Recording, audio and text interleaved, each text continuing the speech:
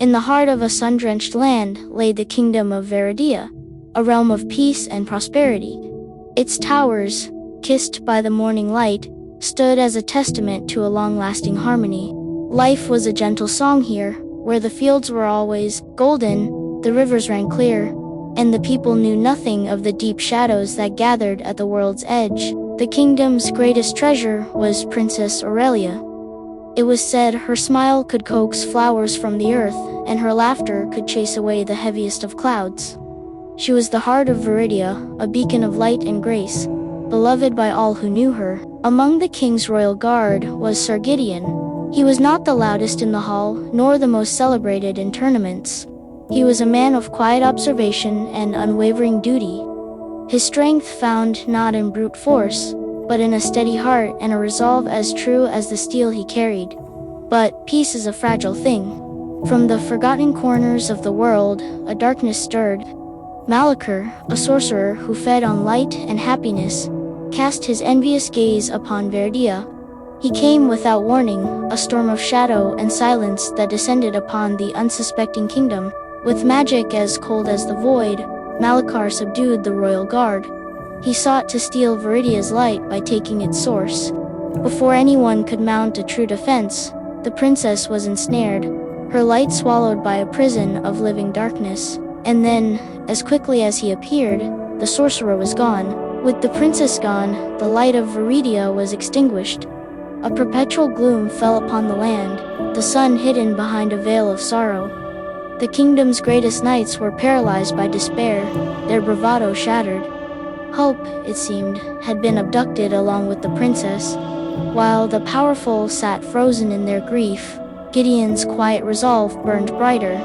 He was just one knight, with no great title or celebrated lineage, but he knew that true duty was not about waiting for orders, but about acting when all others had fallen silent. He knew he could not face the sorcerer's magic with steel alone. He rode for the Whispering Woods, seeking the counsel of Ilara, the hermit of the forest, an ancient woman who was said to speak with the trees and read the future in the stars. She was the keeper of forgotten knowledge. Ilara told him that Malakor's power came from the absence of light. To defeat him, Gideon would need to wield the sun itself. She spoke of the legendary Sunstone, shattered long ago. He would have to find its 3 lost shards, scattered across the most dangerous corners of the realm, and forge them into a blade of pure light. And so his true quest began, not for glory, but for a glimmer of hope. His path was a lonely one, leading him far from the familiar hills of home and into lands that had long been abandoned to myth and monster. His first trial lay deep within the glimmering caves, a place of breathtaking beauty and insidious danger. Here, light-eating sprites guarded the first Sunstone shard. They were creatures of pure annoyance, and Gideon knew he could not fight them all. He had to outwit them. Remembering that shadows are scattered by concentrated light, he used his shield not for defense, but as a mirror. He focused the cavern's natural glow into a searing beam, driving the creatures back just long enough to claim his prize, the first piece of the dawn. The second shard lay in a place unreachable by any mortal, the sunken city of Aquaria. Guided by Ilara's magic, a fragile bubble of air his only protection, Gideon descended into the silent, beautiful abyss, a world of forgotten splendors and colossal, slumbering beasts. The shard was guarded by the oldest living thing in the kingdom, a leviathan that had seen empires rise and fall. It did not test Gideon's strength with its might, but looked into his heart, searching for the purity of his intent. It sought a hero worthy of its trust, finding no greed or vanity, only a knight's selfless vow. The ancient creature gave its blessing. It revealed the path, and Gideon claimed the second shard, its light a warm pulse against the cold of the deep. 2 pieces were now his. The final piece was held atop the Whispering Peaks, a place where the wind carried the echoes of every fear and doubt. This was not a trial of wits or strength, but of spirit. The mountain itself was a crucible, designed to break the will of any who dared to climb it. The phantoms showed him visions of his failure, his kingdom in ruins, his friends lost, the princess forever consumed by darkness. They whispered that his quest was hopeless, that he was too small, too weak to make a difference.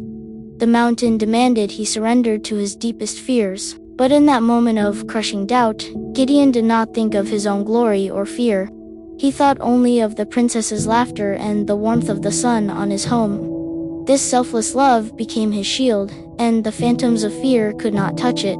He had passed the final test. With the three shards united, Gideon returned to the wise hermit.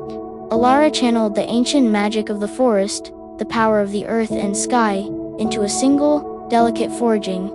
This was magic that no blacksmith's hammer could ever replicate. From the three shards, a sword was born. They called it Dawnbringer. It was not a weapon of cold steel, but of warmth and hope, a blade that hummed with the promise of a new day. Now, at last, Sir Gideon was ready. He had a light to fight the darkness. His journey led him to the edge of the world, to the Shadow Citadel, a fortress built from despair and fear. It was a place where light itself died, a monument to Malakor's desolate soul. Here, the final battle would be fought. Within the citadel, the sorcerer reveled in his stolen light. He had the princess, but he could not break her spirit, and this infuriated him. He had built an empire of shadow, yet the smallest flicker of hope, the defiance in her eyes, was a thing he could not conquer. Then, the doors shattered inward. A single knight stood there, but he did not come alone. He brought the dawn with him, and its light was an agony to the creatures of the dark. For the first time, the Shadow Citadel knew fear. Malakor sent his minions to extinguish the light, but they were things of shadow, and they could not touch the sun. With every swing of Dawnbringer, a creature was unmade, its form dissolving back into the nothingness from which it was spawned. Seeing his army decimated, the sorcerer himself entered the fray. It was a battle of ideals, a clash of utter darkness and unyielding light. A staff of pure despair met a blade forged from hope. The very foundations of the fortress shook with the force of their struggle. The sorcerer's power was immense, born from an eternity of bitterness. He hammered at Gideon's defenses, pouring all his hatred into his attacks. The light of the sword flickered, threatening to fail, just as the hope of the kingdom had before. But Malakor had made a fatal error. He had not broken the princess's spirit. Seeing her champion falter, Aurelia summoned her own inner light, the hope and kindness that defined her.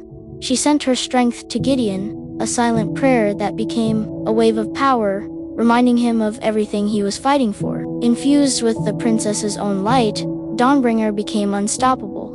With one final, desperate cry of courage, Gideon struck. The blow did not just defeat the sorcerer, it purified him.